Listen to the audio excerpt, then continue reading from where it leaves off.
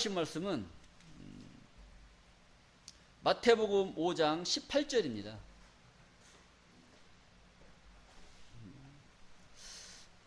마태복음 5장 18절.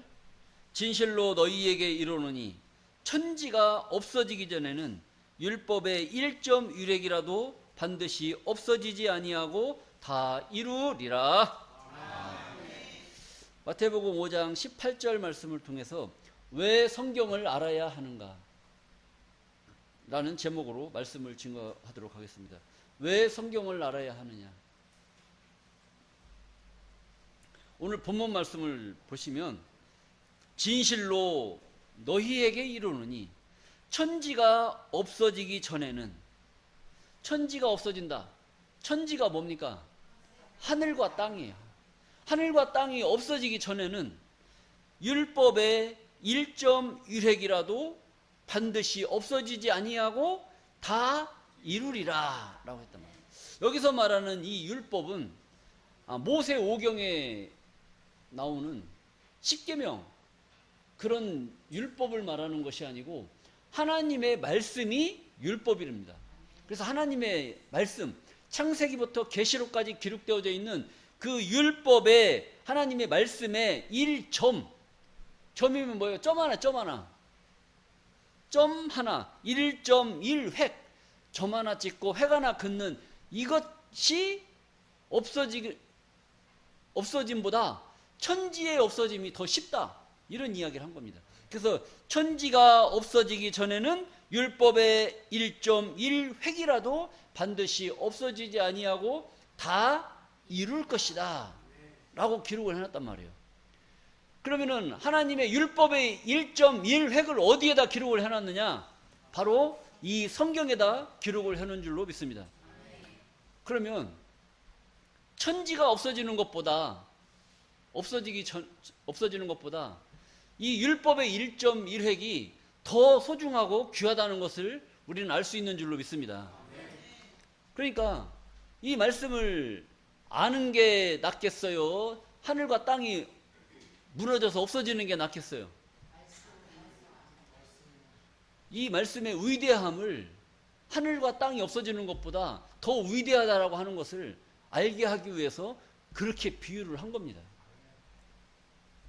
그래서 여러분들은 이 세상이 어떤 사람들은 뭐 핵폭탄이 터지고 하니까 멸망할 것이다 이런 이야기도 많이 해요. 그러니까 막 러시아가 우크라이나를 침공을 했는데 결국 핵실험을 하느냐 안 하느냐, 이게 요즘에 이제 초유의 관건 아니겠습니까?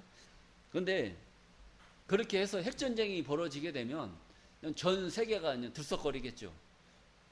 그렇게 해서 이 지구가 멸망을 하느냐 안 하느냐, 이런 것도 이제 관심거리란 말이죠. 그런데 성경의 말씀을 보면 천지가 없어지기 전에는, 그렇게 핵을 쏴서 이쪽 나라가 저쪽 나라 핵실험 해가지고 또 쏘고, 또 우방 서방에서 또 핵실험을 해가지고 핵을 쏘고 해가지고 이 지구가 멸망을 한다. 할 것 같아요? 안 할 것 같아요? 그렇게 해서 지구가 멸망을 하면은 하나님 말씀이 지금 이루어졌어요? 안 이루어졌어요? 안 이루어졌단 말이에요. 그 망하는 게 낫대요? 이거 이루어져야 된다고 그래요. 이거 이루어져야 된다고 얘기를 하잖아요. 그러니까 이 말씀이 이루어지기 전에는 아무리 자기들이 핵실험을 하고 핵을 쏜다고 하더라도 지구는 망한다, 안 망한다? 안 망한다는 거죠. 그러니까 우리는 성경을 믿는 그 믿음으로 세상을 바라봐야지, 세상의 요란한 그런 그 풍자를 가지고 이 성경을 보게 되면 안 되는 거란 말이죠. 그래서 우리는 믿음을 가진 자들이기 때문에 하나님의 말씀에 더 집중을 하고 하나님의 말씀을 통해서 그 말씀의 그 깨달음을 이룬 사람들이라면 세상이 요동친다고 해서 내가 마음이 흔들릴 필요가 있어요, 없어요? 없는 거예요. 그런데 예수님의 제자 베드로는 예수님께서 물 위를 걷는 걸 봤어요. 물 위를 걸었어요. 물 위를 잔잔한 물 위에 예수님께서 옷을 걸치고 딱 걸으시니까 여기서 보고 있던 베드로가 야, 기가 막히거든. 어떻게 선생님이 무리를 걸으실 수 있냐? 선생님, 저도 무리를 걷고 싶습니다. 그러니까 그럼 이리로 오라. 그러니까 베드로가 믿음이 좋았어요. 참 예수님한테 가까이 가는 거예요. 근데 가는데 갑자기 뭐가 불었냐? 풍랑이가, 파도가 요동을 치고 바람이 불고 하니까 이놈 베드로가 점점 물속으로 빨려 들어가는 거예요. 그러니까 예수님한테 살려달라고 하겠어요, 안 하겠어요? 선생님, 내가 무리를 걷다가 물에 빠집니다. 선생님, 저 좀 살려주시옵소서. 요동을 쳤어요. 물에 빠져가는 베드로에게 손을 내밀어서 건져주시는 겁니다. 그러면서 예수님이 베드로한테 뭐라고 했는지 아세요? 믿음이 적은 자여 왜 의심하느냐. 우리가 살아가고 있는 이 세상을 바다로 비유한 겁니다. 어떻게 바다로 비웠냐? 우리가 사는 인생길이 고해라고 하죠, 고해. 고난의 바다를 걷는 것, 헤치고 나가는 것처럼 외롭고 험하고 풍파가 일고 우리를 괴롭게 하는 것이 이 세상이란 말이에요. 이 세상을 살아가는 그런 과정 속에서 이 세상을 바라보면 살고 싶어요, 죽고 싶어요? 죽고 싶지. 죽고 싶은 사람들이 많단 말이죠. 죽고 싶은데 죽을 수 있어요, 없어요? 없어요. 그래서 살려고 해도 사는 게 마땅치가 않은 거야. 그래서 결국 그런 어려움을 이겨내고 사는 사람도 있지만 그런 외로움이나 고독 속에서 결국 못 이기고 생을 마감을 하는 사람들도 많이 있지 않습니까? 우리가 사는 그런 신앙을 이것으로 비유한 겁니다. 그러니까 우리도 믿음을 갖고 살아요. 믿음을 갖고 사는데 지금 저 우크라이나 러시아 이 전쟁 때문에 여러분들 마음이 요동쳐요, 안 쳐요? 요동쳐요. 지금 우리나라 정치 보면은 요동칩니까, 안 칩니까? 지금 이거 국회가 지금 저 정도인데 내가 이거 예수 믿어서 되겠나? 나도 국회로 진출해야지. 이런 생각이 들 거란 말이죠. 그런데 그런 것을 통해서 보다 보면 우리의 믿음이 굳건해지느냐, 안 굳건해지느냐. 물속으로 세상의 고해의 바닷속으로 내가 빠져 들어가서 예수님과 거리가 멀어지느냐, 아니면 세상이 아무리 요동치고 한다고 하더라도 처음 믿음을 가지고 무리를 걸어서 예수님께 나아갈 수 있는 그런 믿음을 갖고 사느냐, 살지 못하느냐, 이것이 오늘 말씀을 깨닫는 우리들의 믿음의 가치가 그래서 결정이 된다는 겁니다. 여러분들은 아무리 세상이 요동치고 풍랑이 일고 바람이 불어서 여러분들을 유혹한다고 할지라도 거기에 넘어가서는 절대로 안 될 줄로 믿습니다. 그런 세상이 있을 것을 하나님이 아시고 성경에 기록을 해놓은 거예요.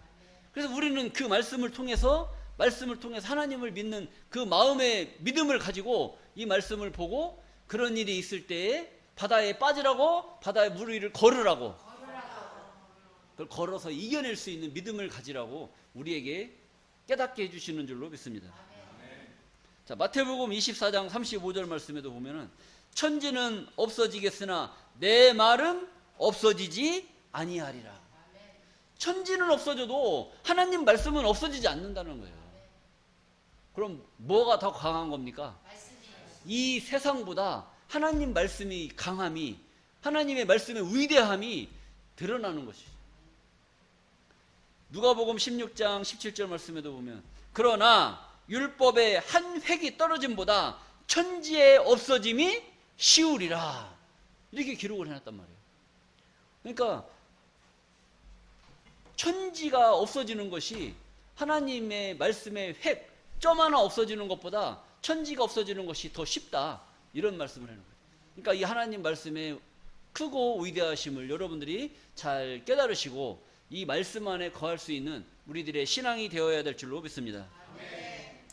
이사야서 55장 10절 말씀을 보시게 되면 비와 눈이 하늘에서 내려서는 다시 그리로 돌아가지 않고 토지를 적시어서 싹이 나게 하며 열매를 맺게 하여 파종하는 자에게 종자를 주며, 종자를 준다는 것은 씨를 준다는 거예요. 그리고 먹는 자에게 양식을 준과 같이. 줌과 같이. 지금까지는 비유로 말한 거예요. 비유로. 하늘에서 비가 내려서 싹이 내고 열매를 맺고 씨 뿌리는 자에게 종자를 주고 먹는 자에게 양식을 주는 것처럼 내 입에서, 하나님 입에서 나가는 말도 헛되이 내게로 돌아오지 아니하고 나의 뜻을 이루며 나의 명하여 보낸 일에 형통하리라. 이렇게 말씀을 했어요. 그러니까 하나님 입에서 한번 나온 이 말은 그냥 뭔가 결실도 없이 다시 하나님 입으로 들어가는 것이 아니라, 입에서 나온 이 말은 뭔가 목적을 이루고 그것을 완성시키고 다시 돌아간다라는 그런 의미가 있는 줄로 믿습니다. 여러분들은 오늘 아침에 어디서 나오셨어요? 집에서 나오셨어요. 집에서 나올 때 뭔가 목적을 가지고 나왔단 말이에요. 근데 집에 들어갈 때 내가 오늘 뭐하러 집을 나왔지? 이렇게 하고 들어가는 사람하고, 오늘 하루 보람찬 하루를 보내고 집에 들어가서 오늘 정말 뜻있는 하루를 보냈어, 뭐 기쁨이 넘치는 그런 귀가 시간을 맞이하는 사람도 있단 말이에요. 이런 것을 비유한 겁니다. 하늘에서 비와 눈이 내려요. 근데 비와 눈이 내리는데 쓸데없이 비와 눈이 내립니까? 다 목적이 있어서 비가 내리고 눈이 내리는 거 아니겠어요? 근데 내렸는데 뭔가 의미 없이 그냥 비가 내리고 의미 없이 눈이 내리는 것이 아니라 다 그 목적이 있다. 이런 것처럼 하나님의 말씀도 입에서 나왔기 때문에, 성경에 기록이 되어져 있기 때문에 그 목적한 바의 뜻을 이루고 완성시키겠다, 형통하게 이루겠다라고 하시는 하나님의 강력한 메시지라는 것을 우리는 깨달아야 될 줄로 믿습니다. 이사야 46장 10절입니다. 내가 종말을 처음부터 고하며 아직 이루지 아니한 일을 옛적부터 보이고 이르기를 나의 모략이 설 것이니 내가 나의 모든 기뻐하는 것을 이루리라 하였노라. 이 말씀을 그냥 읽으면 뭐 그냥 읽는가 보다 이렇게 하는데, 이 말의 내용이 뭔지를 알아야 된답니다. 내용이 뭔지를 알아야 되는데 이 내용이 뭔지를 몰라요. 그래서 이 내용을 그림으로 한번 보여드리도록 하겠습니다. 하나님께서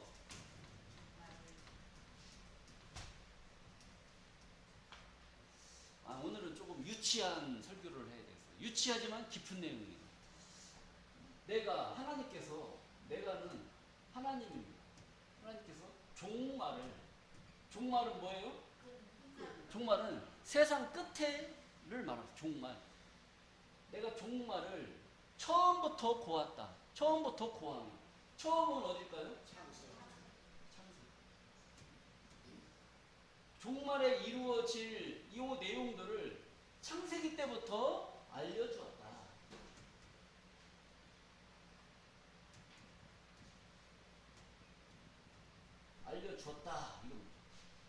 그러니까 이 세상 끝날에 되어질 내용들을 알려면 어디를 알아야 되겠어요? 창세기를 알아야 돼요.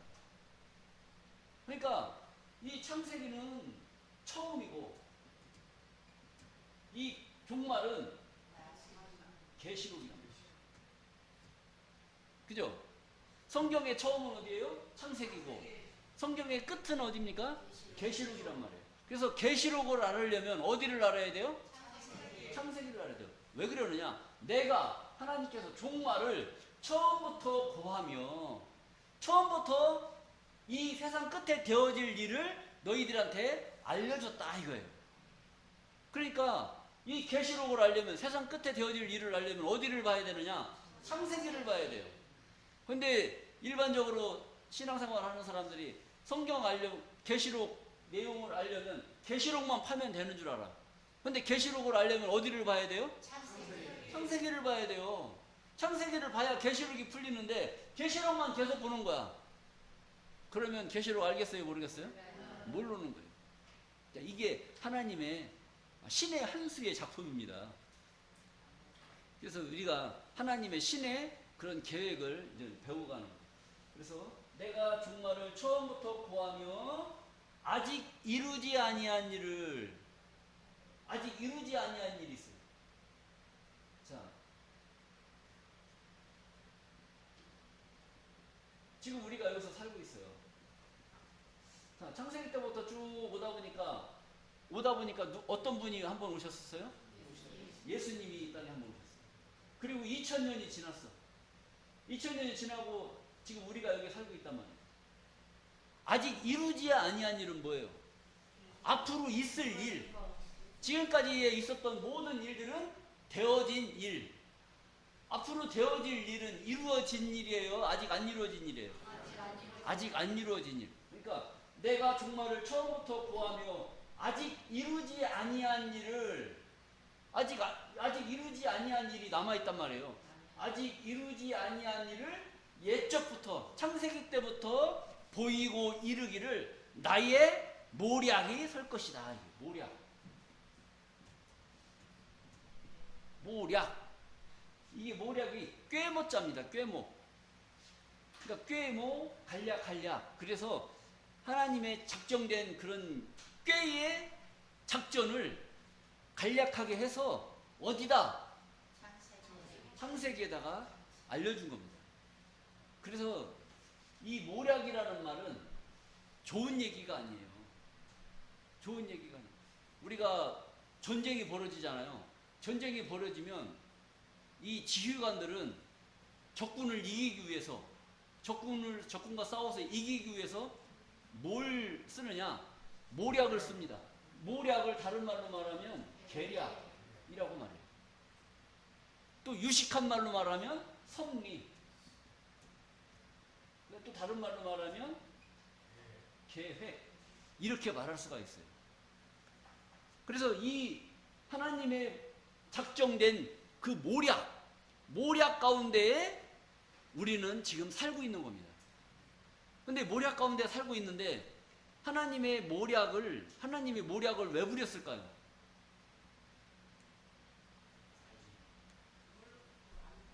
제가 여러분들한테 모략을 부린다고 생각을 해보세요.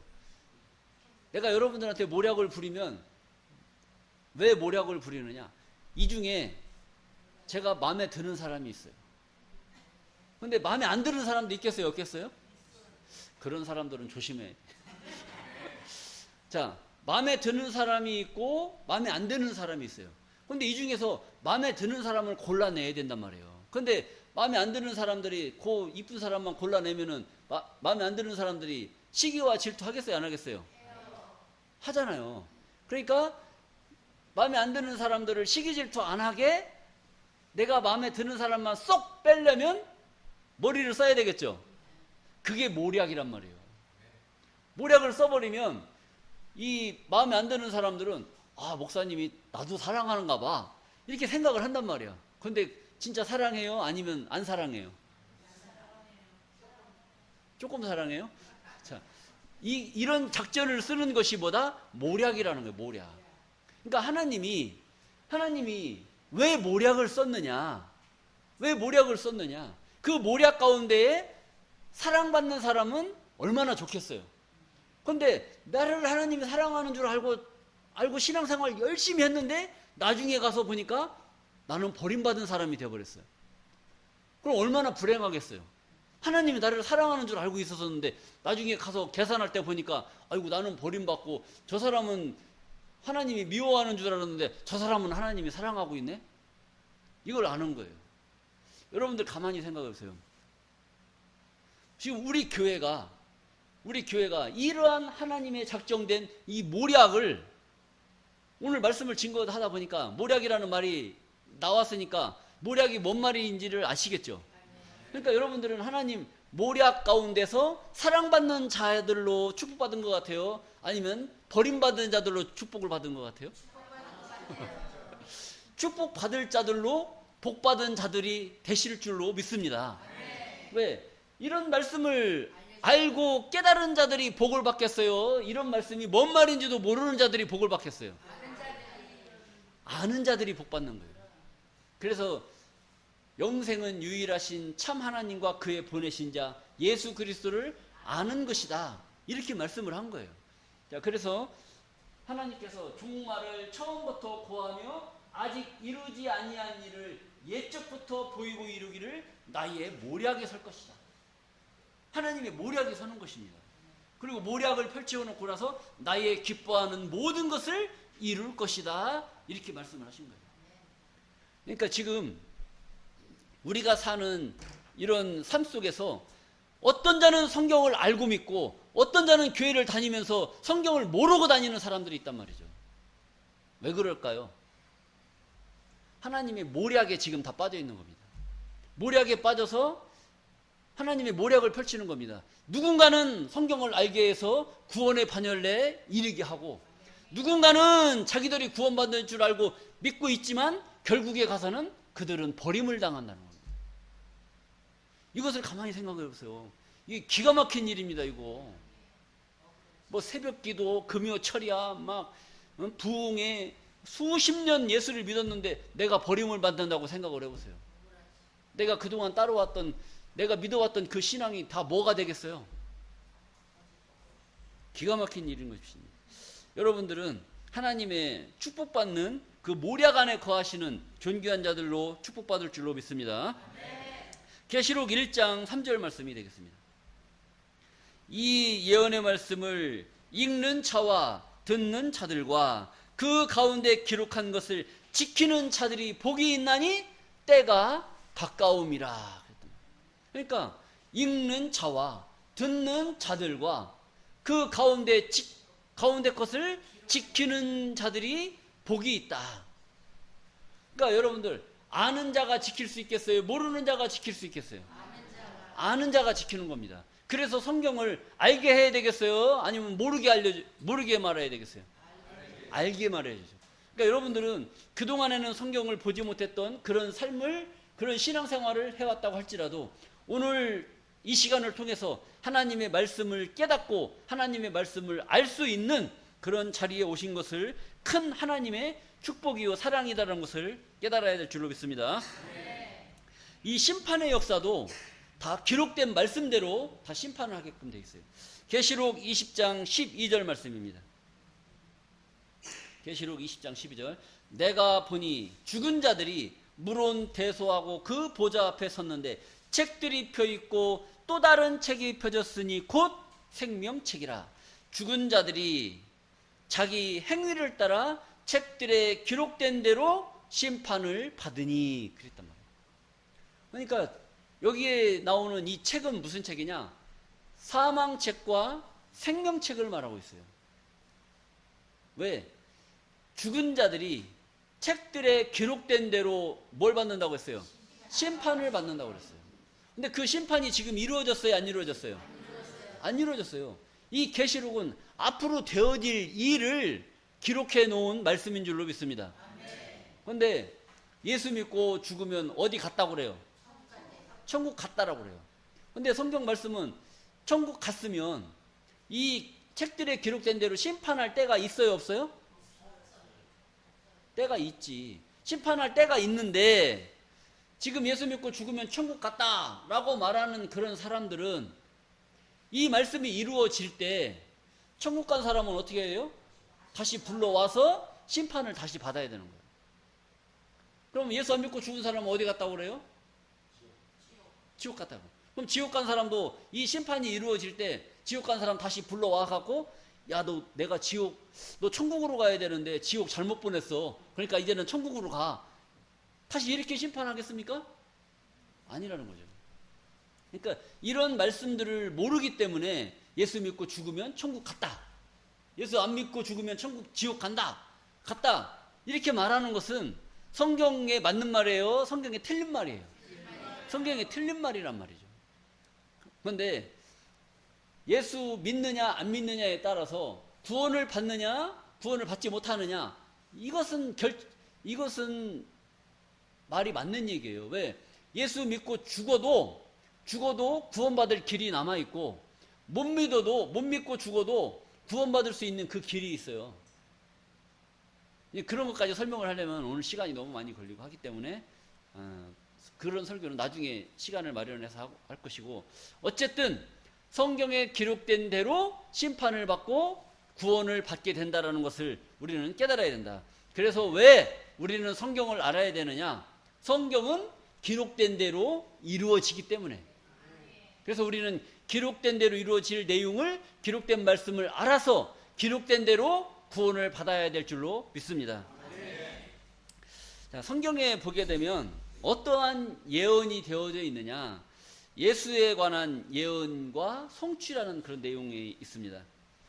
왜 그런 말이 나오느냐, 마태복음 26장 24절 말씀을 보시게 되면, 인자는, 예수님은 자기에게 대하여, 예수에 대하여 기록된 대로 가거니와 인자를 파는 그 사람에게는 화가 있으리로다. 그 사람은 차라리 나지 아니하였다면 제게 좋을 뻔 하였느니라. 이렇게 기록이 되어 있어요. 여러분 가만히 보세요. 예수님은 이 땅에 오실 때 그냥 오신 게 아닙니다. 구약의 성경에 예언한 대로 이 땅에 오셨어요. 그리고 이 땅에 오셔서 어떤 일을 행하실 것도 아셨고 기록이 되어져 있고, 또 어떻게 해서 십자가를 지고 돌아가실 것까지 성경에 기록된 줄로 믿습니다. 그 기록된 대로 예수님은 오셨고 행하셨고 또 기록된 대로 가셨어요. 그런 말을 함축적으로 이렇게 말하는 거예요. 인자는 자기에게 대하여 기록된 대로 가거니와 인자를 파는 그 사람에게는 화가 있으리로다. 그 사람은 차라리 나지 아니하였다면 제게 좋을 뻔 하였느니라. 자, 예수님을 판 사람이 누구예요? 예수님의 제자, 12제자 중에 한 사람이 예수님을 팔아먹었잖아요. 그래서 인자를 파는 그 사람은, 그 가룟 유다는 화를 받았어요? 축복을 받았어요? 화를 받았단 말이에요. 그 사람은 차라리 나지 아니하였다면 자기한테 좋을 뻔했더래. 세상에 안 나왔으면 예수를 팔았겠어요? 안 팔았겠어요? 안 팔았죠. 그런데 어떻게 세상에 나와가지고 예수를 팔아먹었냐 이거지. 여러분들 가만히 생각을 해보세요. 우리가 살다가 흉악범들 있죠. 흉악범들.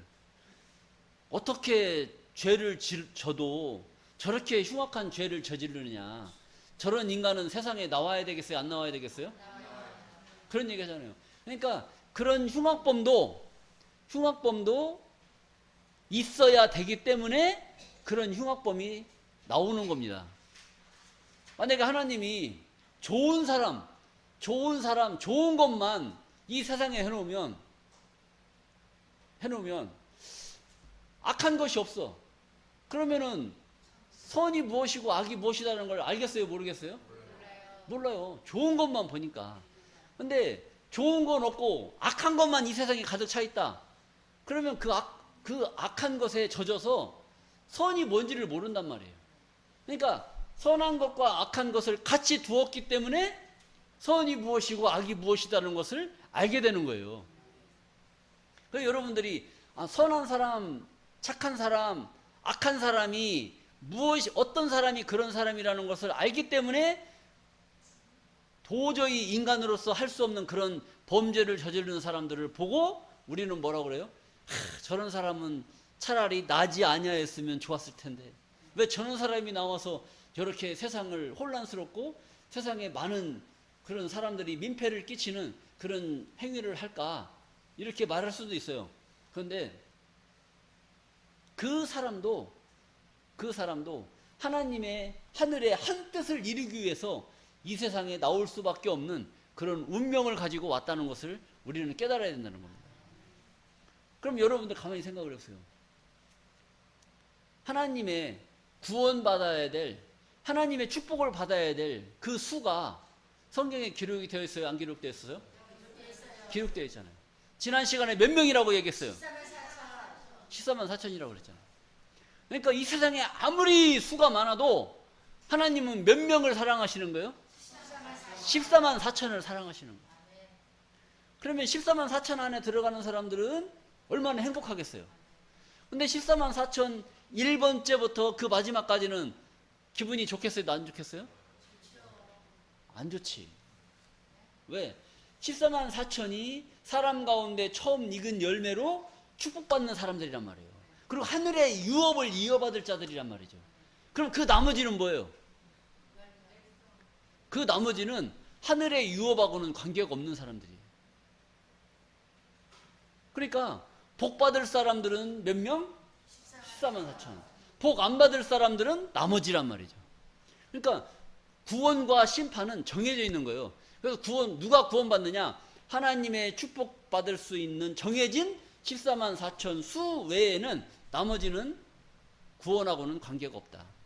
심판을 받고 재앙, 어떤 이런 큰 환난을 겪고 구원받을 사람들은, 여러분들 가만히 생각해봐요.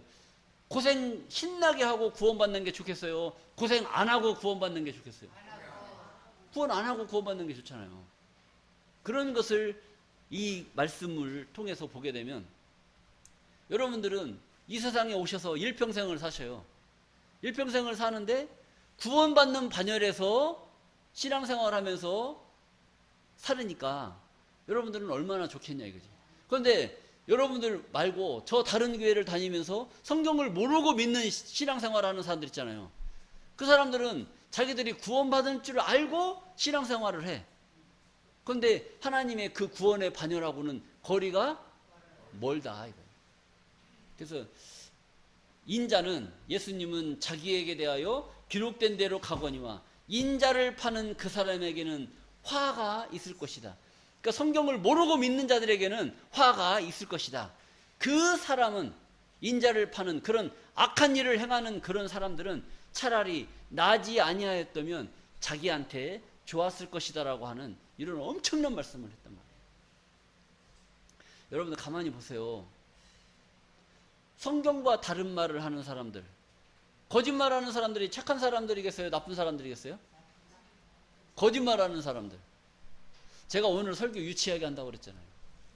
거짓말하는 사람들이 착한 사람이 나쁜 사람이에요? 나쁜 사람이죠. 나쁜 사람인데 가장 나쁜 사람이 누군지 아세요? 잘못된 거짓 목자들이 가장 거짓말 잘하는 사람. 거짓 목자이죠, 거짓 목자. 하나님 말씀을 한 구절 읽어놓고 하나님 말씀으로, 하나님 말씀 깨닫게 해준다고 사람들 불러 모아놓고 하나님 말씀이 아닌 다른 말씀을 증거하는 사람들 있잖아요.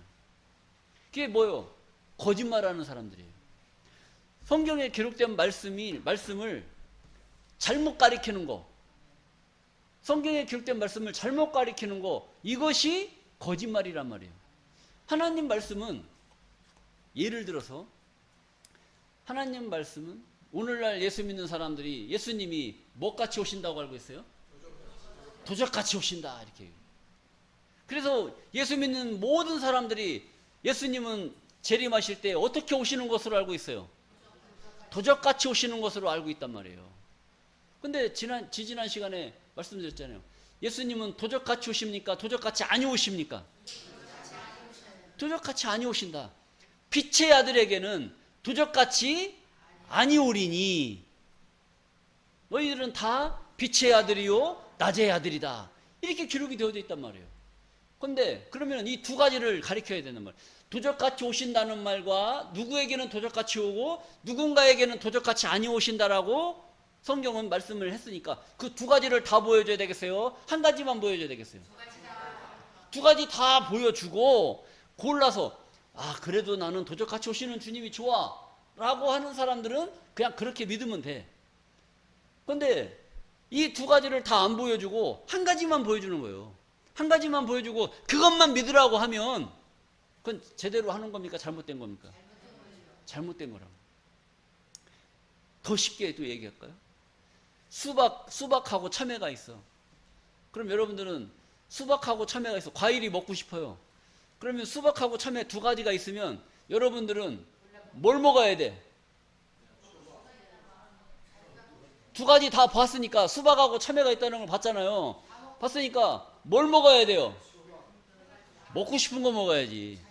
먹고 싶은 거 먹어야 되는데 두 가지를 안 보여주고 수박만 보여줬어요. 여러분 어떤 과일을 먹고 싶습니까? 물어봤어요. 뭘 먹고 싶어요? 뭐 먹고 싶어요? 수박 먹고 싶죠? 왜? 수박만 보여주고 뭐 먹고 싶습니까? 이렇게 질문하는 그런 자체가 잘못된 거잖아요. 오늘날 이런 현상이 생기는 겁니다. 성경과 다른 말 한다는 것이 뭐냐? 수박하고 참외가 있으면 두 가지를 보여주고 어떤 과일을 먹고 싶습니까? 이걸 선택을 하게끔 알려줘야 되는데 하나는 숨겨놓고 수박만 보여주고 어떤 과일을 먹고 싶습니까? 이렇게 보여주는 거나 마찬가지라는 거예요. 여러분들 간음한 여인 설교 말씀 들으셨잖아요. 간음한 여인. 간음은 여자 혼자 합니까? 남자랑 같이 합니까? 남자랑 같이 간음하잖아요. 근데 잡아올 때는 누구만 잡아왔어요? 여자만 잡아왔단 말이에요. 예수님이 가만히 생각해 보니까 이 법 집행이 제대로 된 거예요? 잘못된 거예요? 잘못된 거예요. 그래서 예수님이 나중에는 손가락으로 땅에 썼지만 뭐라고 썼겠어요? 아니, 둘 다 데려다 놓고 심판을 해야지. 남자는 숨겨놓고 여자만 데려다 놓고 죽일 거요 살릴 거요 따지면 법 집행이 잘못되는 거잖아요. 오늘날 이 교계가 그런 겁니다. 도적같이 오시는 주님은 어떤 자들에게는 도적같이 온다고 기록이 되어 있고 어떤 자에게는 도적같이 아니 오신다라고 기록되어져 있는 그 말씀을 공개를 해서 믿는 자들이 선택을 해서 믿게끔 해야 되는데 그렇지 않다는 거예요.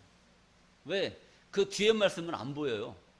응? 형제들아, 때와 시기에 관하여는 너희에게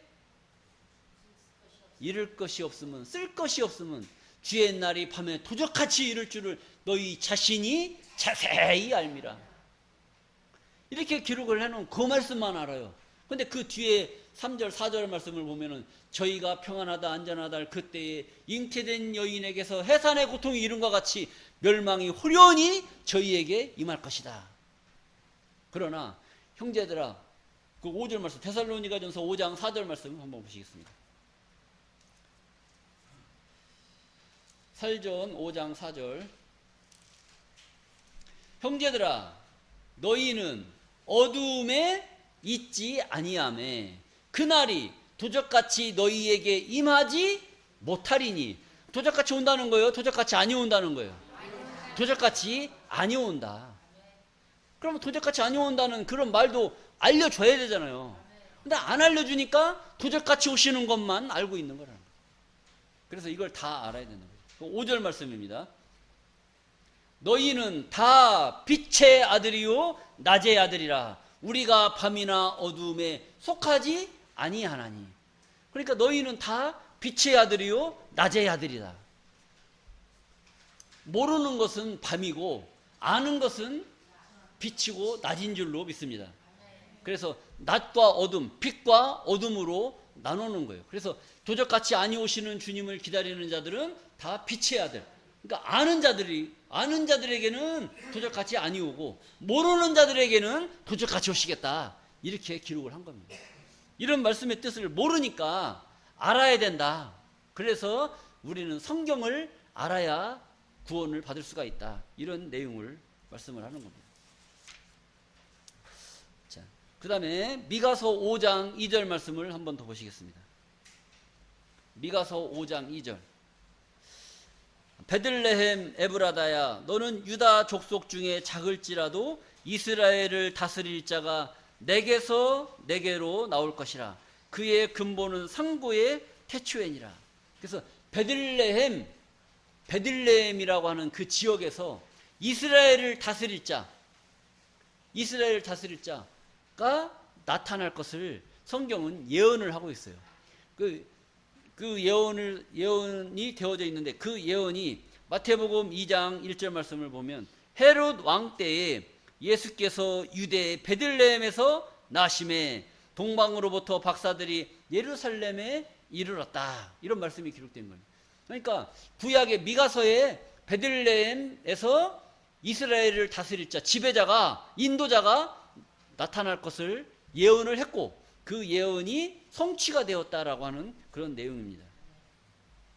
자, 그리고 예수님이 이 땅에 오셔서 어떤 일을 당하실 거냐? 시편 22장 16절 말씀을 보시겠습니다.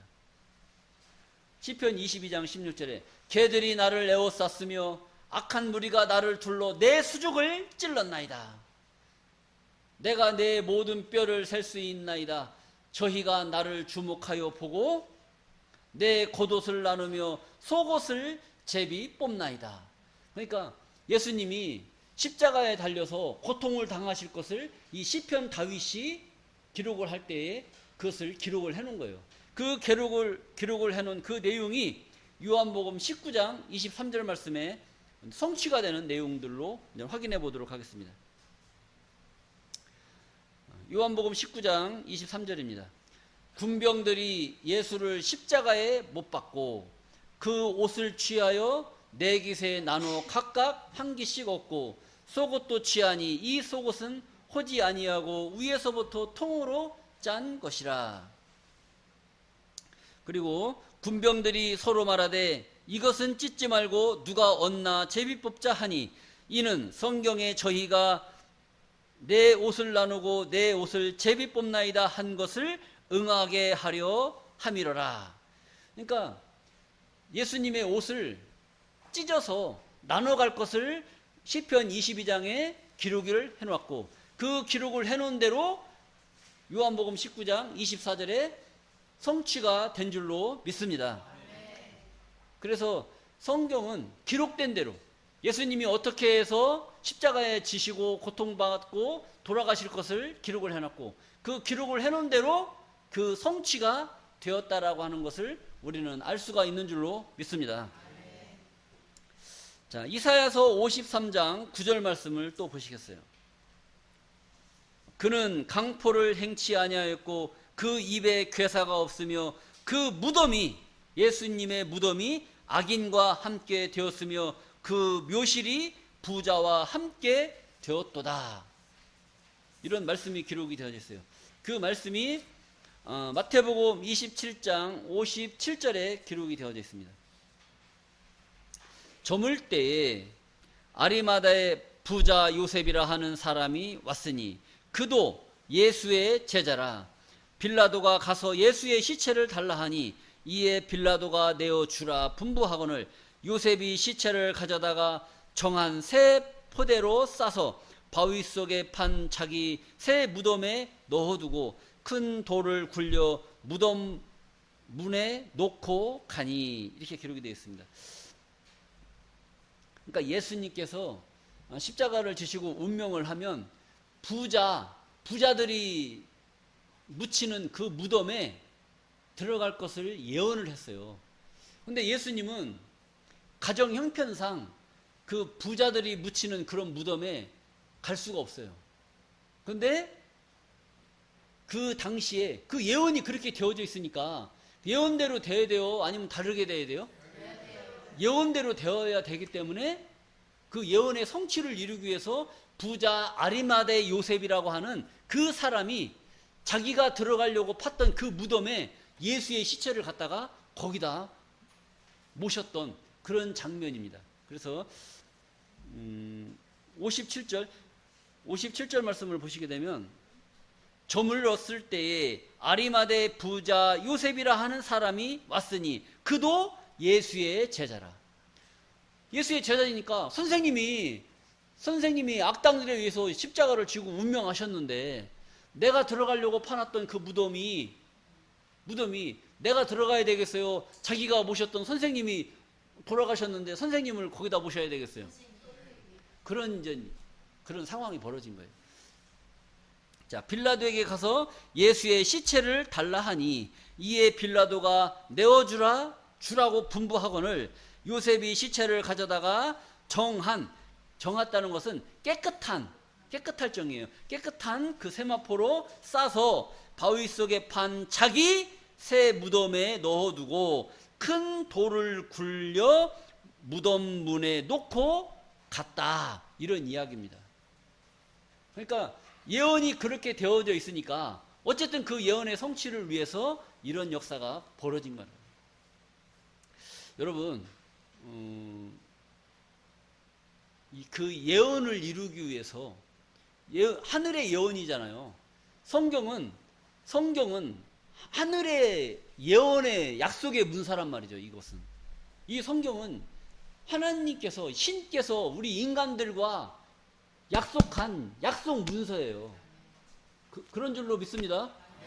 그러면 구약과 신약으로 나누어져 있는데 구약은 예수님이 오시기 전에 하신 약속의 말씀이고, 신약은 예수님이 이 땅에 오시고 나서부터 새롭게 하신 그 약속의 말씀이란 말이에요. 그래서 구약과 신약은 하나님이 하나님을 믿는 백성들에게 주실 축복의 말씀으로 기록되어져 있는 약속 문서예요.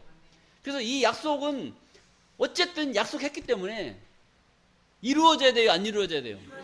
이루어져야 된다. 그 이루기 위해서는 나라의 정치가 요동을 치는 그런 일도 벌어지고, 하나의 그 일개 도시가 다 움직여서 예언을 성취시키는 그런 일도 벌어지고, 한 개인을 움직여서 이루어지는 그런 모습도 성경에 기록이 되어져 있어요.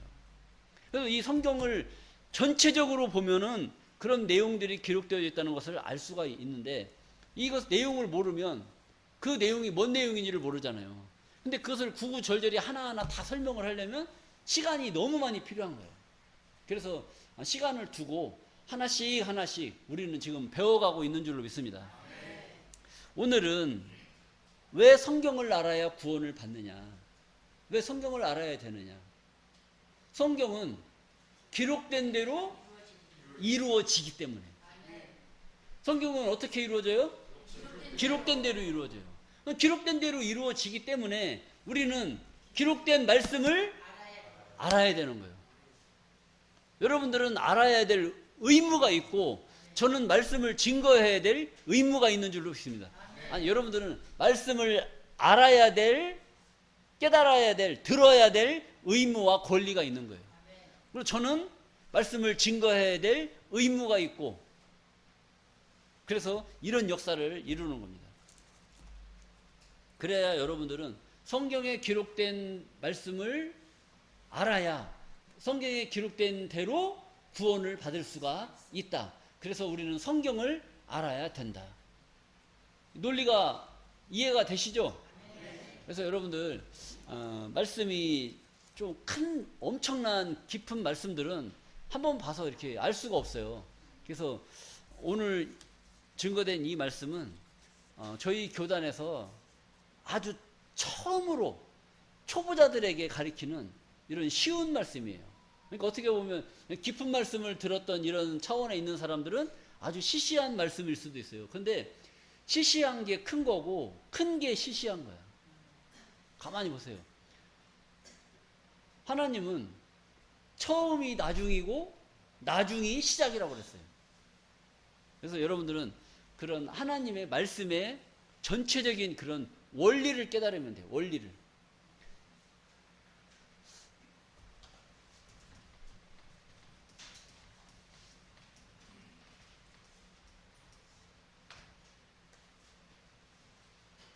이게 뭡니까? 이게 원이잖아요. 원. 원이 요 돌아가는 이치. 이 원은 불리면 돌아가잖아요. 그러니까 이것을 돌아가는 것을 리라고 해요. 원리. 원은 돌아가게끔 되어 있습니다. 돌아가는 이 원리를 이해를 하시면 돼요. 이것을 어떻게 이해를 하느냐? 이걸 성경과 적용을 시키는 거예요. 그러니까 성경이다라고 생각을 하고, 여기가 시작이야. 시작. 시작은 어디입니까? 성경의 시작은 창세기예요. 창세기 때부터 쭉 시작을 해요. 그런데 딱 오다가 구약이 끝나. 구약 시대가 있잖아요. 구약이 끝나. 그 신약이 시작될 때 시작의 시작은 누가 시작합니까? 예수님부터 시작을 하는 거예요. 그래서 신약이 시작이 되는 거예요. 또 쭉 돌아서 아직 이루지 아니한 일을 예적부터 보인다고 그랬잖아요. 그러니까 지금 아직도 모든 것이 다 완성이 됐어요. 아직 안 이루어졌어요. 아직 안 이루어진 거 있어요. 아직 안 이루어진 이런 내용들을 언제부터 보여주고 이르기를? 창세기 때부터 보여주고 이르기를 나의 모략이 설 것이다. 아직 이루지 아니한 일을 이루기 위해서 하나님의 모략이 작용이 되는 겁니다. 그래서 우리가 하나님의 이 신의 깊은 모략 가운데에 복받는 반열에 있느냐, 복받지 못하는 자리에 있느냐에 따라서 복을 받느냐, 복을 받지 못하냐, 이것이 결정이 되는 겁니다. 그런데 이것을 알려면 어떻게 알아야 되느냐? 성경에 뭐라고 기록이 되어져 있는지, 성경은 어떤 자를 구원해 주겠다라고 기록이 되어져 있는지 그런 내용을 아느냐 모르느냐, 내가 알고 있느냐 모르느냐에 따라서 축복을 받느냐 축복을 못 받느냐, 이것이 결정이 된다는 겁니다.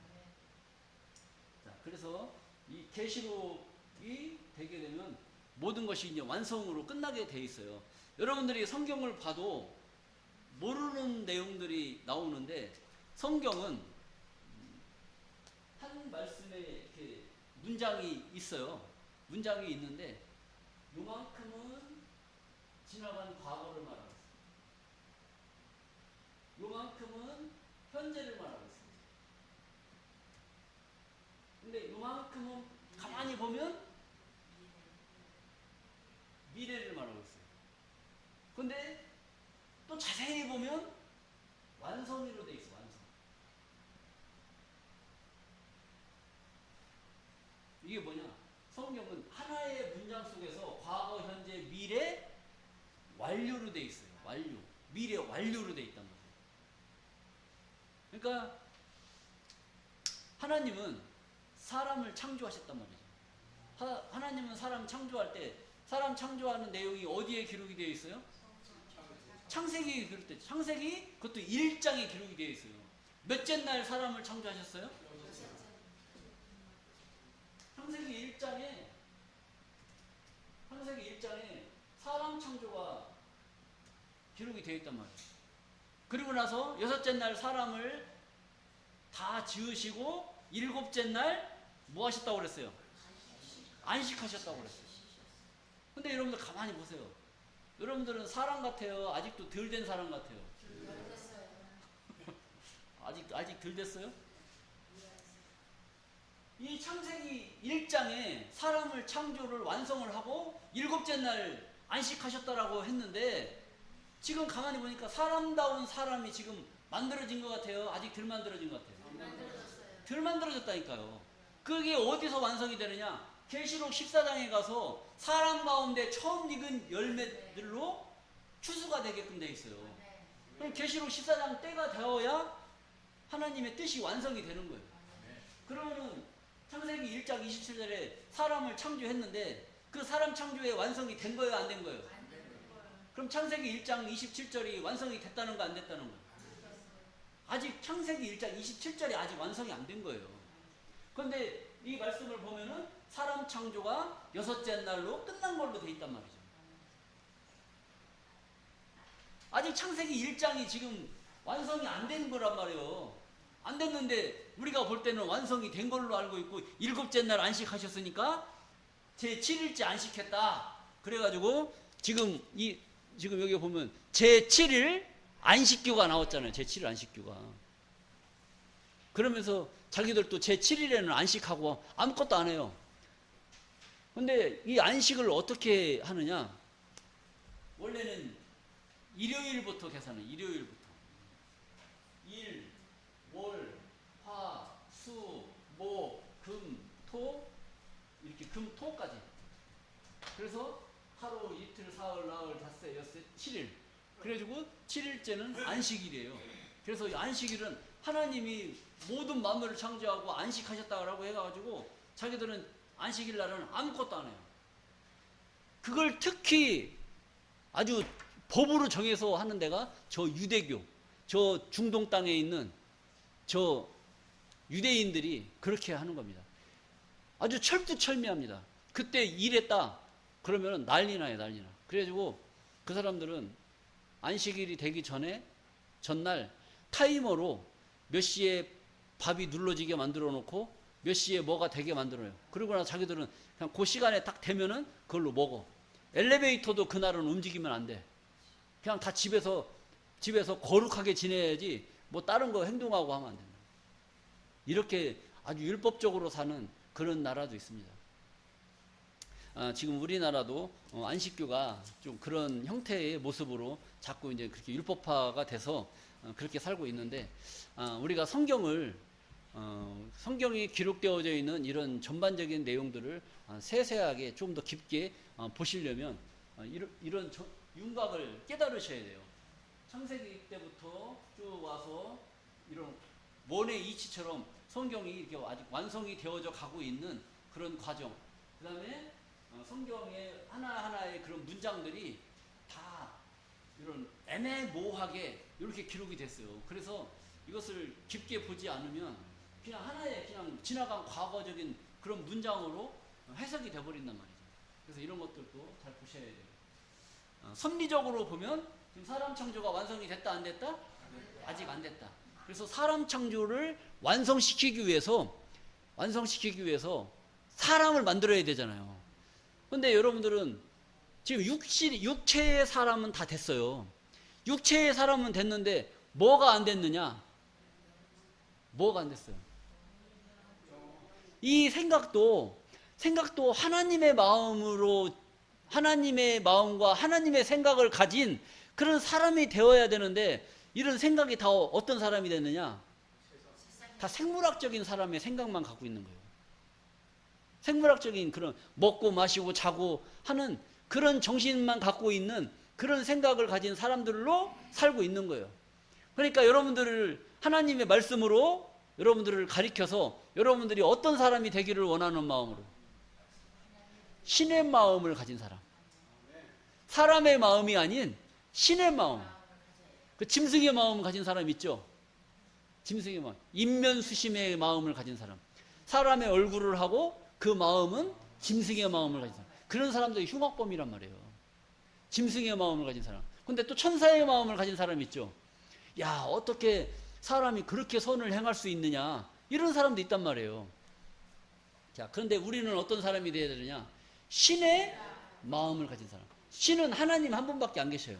신의 마음, 하나님의 마음을 가진 사람, 그 다음에 하나님의 아들 예수의 마음을 가진 사람, 이런 사람을 만들기 위해서 우리는 주일날 교회 와서 하나님의 기록된 말씀을 듣고 깨달으면서 하나님이 바라고 원하는 그런 사람으로 빚어져 가는 줄로 믿습니다. 그래서 하나님은 요한복음 10장 35절 말씀 한 구절만 더 보시겠어요? 요한복음 10장 35절. 성경은 패하지 못하나니. 성경은 패하지 못한다는 건 성경은 없앨 수 없다는 그런 이야기입니다. 성경은 패하지 못하나니, 하나님의 말씀을 받은 사람들을 뭐라 하였거든? 하나님의 말씀을 받은 사람, 성경에 기록되어져 있는 이 말씀을 듣고 깨달은 그런 사람들을 뭐라고 한다? 신이라고 한다. 그럼 여러분들은 다 뭐 같은 사람들이에요? 앞으로 사람이 아닙니다. 여러분들은 사람이요, 신이요? 사람이요, 신이에요? 신이 될 줄로 믿습니다. 하나님의 말씀을 받은 사람들을 뭐라고 했다? 신이라고 했다. 여러분들을 신과 같은 그런 존재로 만들기 위해서 하나님은 지금도 역사하시는 거예요. 여러분들을 신으로 만들어주겠다는데 복 받은 사람들이에요? 아니면 복 못 받은 사람들입니까? 그래서 여러분들이 복 받은 사람들이에요.